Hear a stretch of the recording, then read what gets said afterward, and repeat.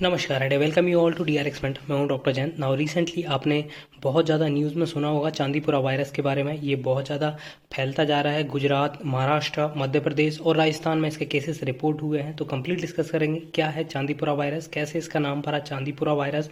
और ये इंपॉर्टेंट, बहुत ज़्यादा इंपॉर्टेंट टॉपिक है आपके pharmacist exam point of view से। ये दोनों का पार्ट हो सकता है, non technical as well as technical part. Non technical में आपसे पूछा जा सकता है कि चांदीपुरा वायरस का नाम चांदीपुरा कैसे पड़ा, या फिर इसका फर्स्ट आउटब्रेक कहाँ पे हुआ था।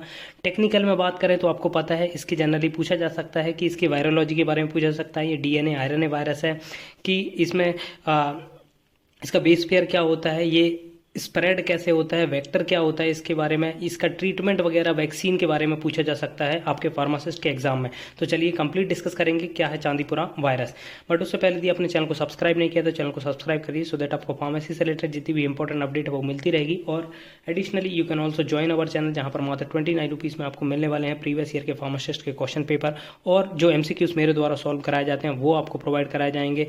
रेलवे फार्मासिस्ट से रिलेटेड जो मॉक टेस्ट मैंने अपलोड किए हुए हैं वो भी आप उनकी पीडीएफ आपको अवेलेबल कराई जाएगी। तो चलिए डिस्कस करते हैं डिटेल में। ये आपने न्यूज़ आपने देखा होगा, गुजरात में चांदीपुरा वायरस का प्रकोप, अब तक 15 की मौत, 27 मामले सामने आए।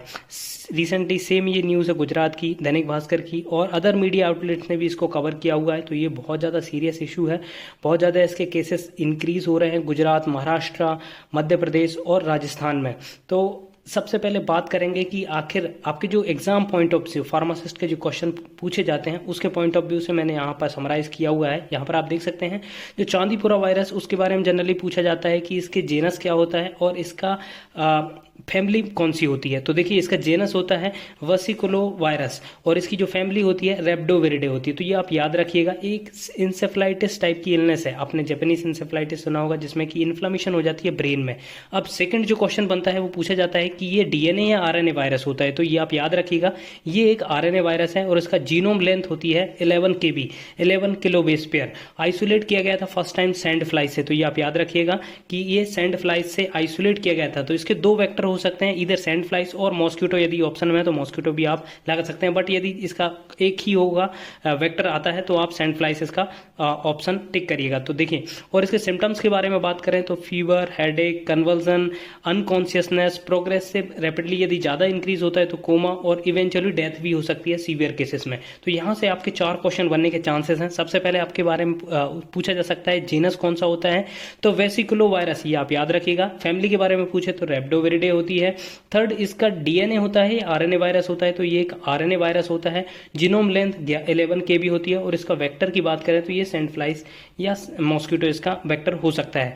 नेक्स्ट है हिस्ट्री की बात करें, कि आपके माइंड में एक क्वेश्चन आ रहा होगा कि चांदीपुरा क्यों बोलते हैं इसको। कई बार हमने जो वायरस के नेम होंगे वो इंग्लिश नेम सुने होंगे, ठीक है। पोलियो वैक्सीन होता है, या पोलियो वायरस हो गया, या फिर बहुत सारे चिकन पॉक्स हो गया, तो एक इंग्लिश नेम होता है। बट ये चांदीपुरा एक हिंदी वर्ड है।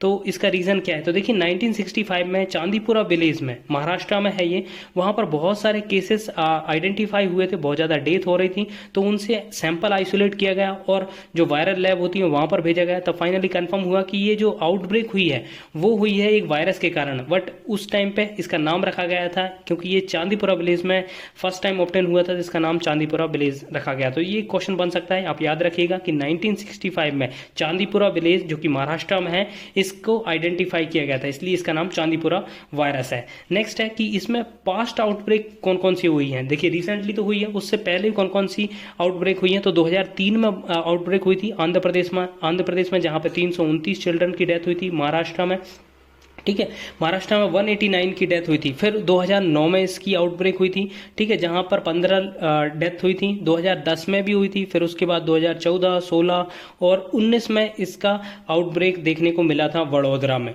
और रिसेंटली जो हम देख पा रहे हैं वो आपको गुजरात में जुलाई 2024 में साबरकांठा डिस्ट्रिक्ट है, वहां पर आपको देखने को मिली थी। तो इसका ये क्वेश्चन बन सकता है कि जो रिसेंटली आउटब्रेक हुई है 2024 में, वो कौन सी डिस्ट्रिक्ट में हुई है और कहाँ पे हुई है। तो ये आप याद रखिए, ये गुजरात में हुई है, साबरकांठा डिस्ट्रिक्ट में, ठीक है। और अब ये बट फैलता जा रहा है, आपको पता है महाराष्ट्र, गुजरात और राजस्थान में ये फैल चुका है। अब इसका केसेस बहुत ज़्यादा आने चालू हो गए हैं, ठीक है। इसके ट्रीटमेंट की बात करें, क्योंकि हम फार्मासिस्ट हैं तो ट्रीटमेंट हमें पता होना चाहिए। तो अभी तक का जो there is no specific antiviral treatment और वैक्सीन। तो देखिए इसका कोई भी स्पेसिफिक एंटीवायरल नहीं है, जैसे कि आपको पता है कि जैसे एड्स के केस में जेरोविडिन हम एंटीवायरल देते हैं, बट इसके केस में अभी तक कोई भी स्पेसिफिक एंटीबायोटिक नहीं है और कोई भी वैक्सीन नहीं है। बट जैसे जो जनरल एंटीबायोटिक्स होती हैं, जनरल एंटीवायरल होती हैं, वो जनरली प्रेफर की जाती हैं इसके ट्रीटमेंट में। और जो सिम्टोमेटिक ट्रीटमेंट प्रोवाइड किया जाता है, सिम्टोमेटिक ट्रीटमेंट क्या होता है, जैसे यदि फीवर होता है या फिर उसके केस में फ्लू लाइक सिम्टम्स आते हैं, तो उनको ट्रीट करने के लिए, जैसे फ्लू के लिए आप जो फीवर होता है उसके लिए पैरासीटामोल टैबलेट यूज की जाती है, और जो फ्लू लाइक सिम्टम्स आते हैं जैसे रेनी नोज वगैरह होता है तो उस कंडीशन में एंटीहिस्टामाइंस यूज की जाती है। बट जब सिम्टम्स ज़्यादा वर्स होने लगते हैं तो उसमें उस केस में हॉस्पिटलाइजेशन की जरूरत पड़ती है। तो ये आप याद रखिएगा, यहाँ से आपके 4-5 क्वेश्चन बनने के चांसेस हैं।